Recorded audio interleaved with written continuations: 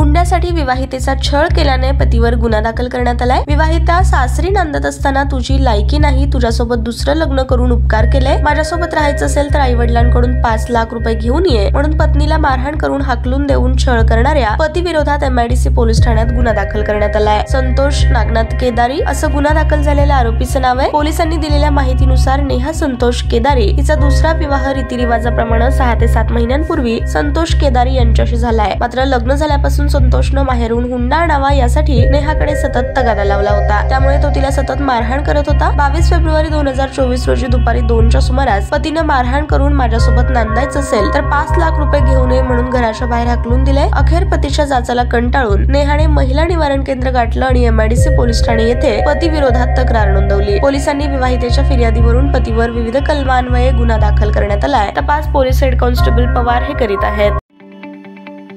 ताज्या बातम्या पाहण्यासाठी प्राईम महाराष्ट्र न्यूज चॅनलला सबस्क्राईब करा।